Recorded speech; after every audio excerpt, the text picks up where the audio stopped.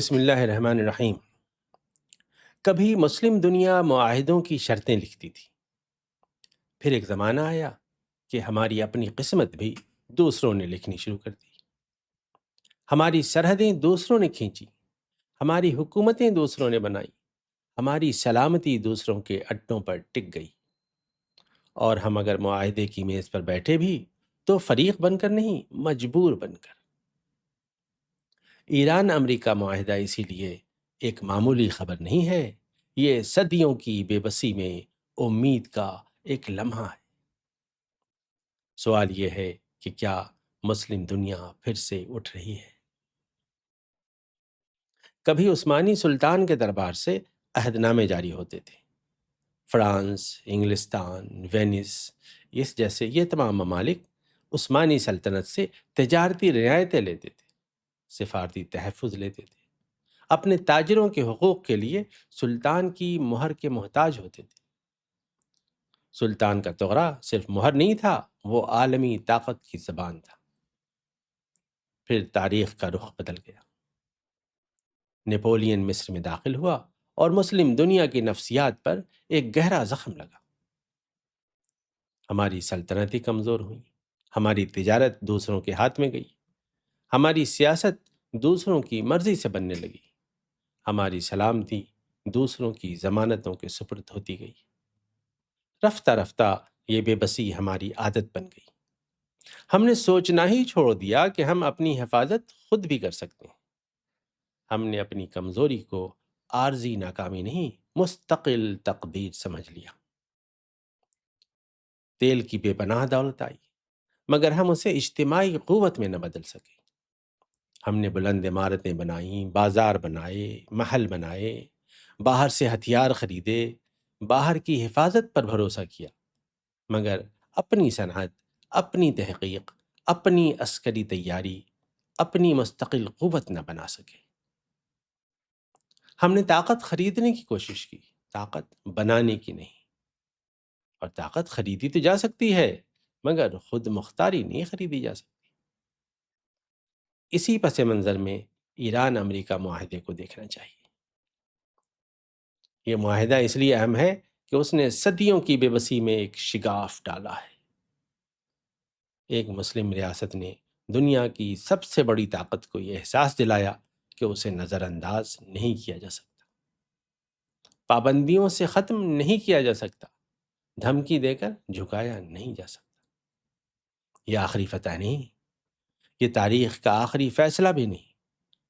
سیاست میں وعدے بدلتے ہیں، معاہدے ٹوٹتے ہیں، طاقتیں نئے کھیل شروع کرتی ہیں، مگر اس لمحے کی تاریخی معنویت اپنی جگہ ہے۔ صدیوں بعد امت نے ایک منظر دیکھا کہ ایک مسلم ریاست مذاکرات کی میز پر فریادی بن کر نہیں، بلکہ ایسی قوت بن کر موجود ہے جسے نظر انداز کرنے کی قیمت چکانی پڑتی ہے۔ یہی امید کا لمحہ ہے۔ یہ ایران کی بیجا تعریف نہیں، یہ شیعہ سنی مناظرہ نہیں، یہ امت کے لیے ایک فکری سوال ہے۔ اگر ایران پابندیوں اور عالمی تنہائی کے اندر اپنی روکنے والی قوت بنا سکتا ہے، ریسسٹنس ڈیولپ کر سکتا ہے، تو مسلم دنیا جو سنی مسلم دنیا ہے، اپنی دولت، آبادی، جغرافیہ، ایمان، کتاب اور تاریخ کے باوجود اپنی اجتماعی قوت کیوں نہیں بنا سکتا؟ مسلمان دنیا کو اپنی حفاظت، اپنی عسکری تیاری، اپنی صنعتی قوت اور اپنی اجتماعی سلامتی کا تصور باہر سے نہیں لینا تھا۔ یہ بات ہماری کتاب میں پہلے سے موجود تھی۔ قرآن نے ہمیں صرف دعا نہیں سکھائی، تیاری بھی سکھائی۔ وَأَعِدُّ لَهُم مَّا اسْتَطَعْتُم مِّن قُوَّةٍ، اپنی استطاعت بھر قوت تیار کرو۔ یہ صرف میدان جنگ کی آیت نہیں، یہ تہذیبی اصول ہے۔ ہر زمانے کی قوت بدلتی ہے، کبھی گھوڑے قوت تھے، کبھی توپیں، کبھی بحری بیڑے۔ آج missile, drone, satellite, cyber system, تحقیقی جامعات، دفاعی صنعتیں، غذائی تحفظ، توانائی کا تحفظ اور مضبوط اتحاد قوت ہے۔ قرآن نے حدید کا ذکر کیا، لوہا، صنعت، سختی، دفاع اور انسانوں کے لیے فائدہ۔ دین نے کمزوری کو نمونہ نہیں بنایا، دین نے امن کو مقصد بنایا، مگر امن کے لیے قوت کو ضروری سمجھا۔ المیہ یہ ہے کہ ہم نے اس اصول کو تلاوت میں رکھا، منصوبہ بندی میں نہیں رکھا۔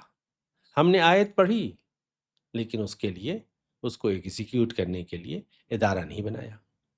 ہم نے غیرت کے نعرے لگائے، صنعت نہ بنائی۔ ہم نے دعا کی مگر دفاعی خود مختاری پیدا نہیں کی۔ اسی جگہ ایران کی مثال مختلف دکھائی دیتی ہے۔ ایران نے وہ راستہ نہیں چنا جو مسلم دنیا کے بہت سے ملکوں نے چنا تھا۔ باہر کی حفاظت، باہر کے ہتھیار، باہر کی ضمانتیں، باہر کی خوشنودی، باہر والوں کی چاپلوسی۔ ایران نے ایک مشکل، مہنگا، تکلیف دہ مگر مختلف راستہ چنا۔ یہ راستہ سب سے پہلے فکر کی دنیا میں شروع ہوا۔ شیعی روایت میں صدیوں سے انتظار کا تصور موجود تھا۔ امام غائب ہیں، وہ آئیں گے، عدل قائم کریں گے۔ یہ تصور امید بھی دیتا تھا، صبر بھی دیتا تھا، مگر سیاسی سطح پر کئی بار یہ انتظار عملی تعطل میں بدل جاتا تھا۔ اب امام جب آئیں گے تو سب ہوگا، جب تک بیٹھے رہیے۔ ایران کے انقلاب نے اس انتظار کو عمل میں بدل دیا۔ اس نے کہا اگر امام کا انتظار ہے تو منتظر رہنے والے لوگ بے مرکز کیوں رہیں، بے ریاست کیوں رہیں، کمزور کیوں رہیں؟ انتظار کا مطلب ہاتھ پر ہاتھ رکھ کر بیٹھ جانا نہیں، انتظار کا مطلب راستہ بنانا ہے، جماعت بنانا ہے، ریاست بنانا ہے، قوت بنانا ہے۔ یہاں ولایت فقیہ کا تصور محض ایک کلامی بحث نہ رہا، وہ ریاستی نظام کا مرکز بن گیا۔ اس نمونے سے اختلاف کیا جا سکتا ہے۔ ایران کی داخلی سیاست، مذہبی غلبہ، اختلاف رائے پر سختی، معاشی مشکلات اور قیادت کی غلطیوں پر سوال اٹھائے جا سکتے ہیں، مگر ایک حقیقت سے انکار مشکل ہے۔ اس تصور نے شیعی سیاسی تخیل کو ایک مرکز دیا۔ ایران پر پابندیاں لگیں، اسے عالمی تنہائی میں دھکیلا گیا، اس کی معیشت کو دبایا گیا، اسے ٹیکنالوجی سے کاٹنے کی کوشش ہوئی، مگر ایران نے اس دباؤ کو صرف شکایت میں نہیں بدلا، اسے بقا کی حکمت عملی میں بدل دیا۔ اس نے کہا کہ ہتھیار نہیں ملیں گے تو بنائے جائیں گے، ٹیکنالوجی نہیں دی جائے گی تو راستہ نکالا جائے گا، تنہا کیا جائے گا تو علاقائی روابط بنائے جائیں گے، گھراؤ کیا جائے گا تو روکنے والی قوت پیدا کی جائے گی۔ یہیں سے ایران نے اپنی عسکری اور صنعتی صلاحیت بنائی۔ میزائل، ڈرون، غیر روایتی جنگی طریقے، خفیہ رابطے، سائبر صلاحیت، علاقائی اتحاد، یہ سب ایک دن میں پیدا نہیں ہوئے۔ یہ پابندیوں کے اندر، تنہائی کے اندر، مسلسل دباؤ کے اندر بنے۔ ایران نے اپنی کمزوری کو تقدیر نہیں سمجھا، اسے منصوبہ بندی کا موضوع بنایا۔ پھر اس نے اپنی سرحدوں سے باہر تصویراتی گہرائی پیدا کی۔ لبنان، عراق، شام، یمن، فلسطین، کوئی اسے پراکسی کہے، کوئی محور مزاحمت کہے، کوئی علاقائی مداخلت کہے، مگر حقیقت یہ ہے کہ ایران نے اپنے اطراف ایسا جال بچھایا جس نے اس کے مخالفین کے لیے جنگ کو آسان نہیں رہنے دیا۔ یہی وہ قوت ہے جو مقابل کو قیمت چکانے پر مجبور کرتی ہے۔ اگر آپ ایران کو ضرب دیں گے تو جواب صرف تہران سے نہیں آئے گا، خطے کے کئی محاذ حرکت میں آ سکتے ہیں۔ ہرمز، خلیج، عراق، لبنان، یمن، فلسطین، سب حساب کا حصہ بن جاتے ہیں۔ یہی وہ مقام ہے جہاں ایران ایک عام پابندی زدہ ریاست نہیں رہتا، وہ علاقائی مساوات کا ناگزیر فریق بن جاتا ہے۔ یہاں اصل سبق یہ نہیں کہ ہر مسلم ملک ایران جیسا نمونہ اختیار کرے، اصل سبق یہ ہے کہ کوئی قوم ادھار کے تحفظ پر خود مختار نہیں ہوتی۔ خود مختاری منصوبہ مانگتی ہے، نظام مانگتی ہے، سسٹم مانگتی ہے، صنعت مانگتی ہے، علم مانگتی ہے، قربانی مانگتی ہے اور طویل صبر مانگتی ہے۔ ایران نے اسی صبر کو حکمت عملی بنایا۔ اس نے انتظار کو عمل میں بدلا، عمل کو ادارے میں بدلا، ادارے کو ریاستی صلاحیت میں بدلا اور ریاستی صلاحیت کو روکنے والی قوت میں بدل دیا۔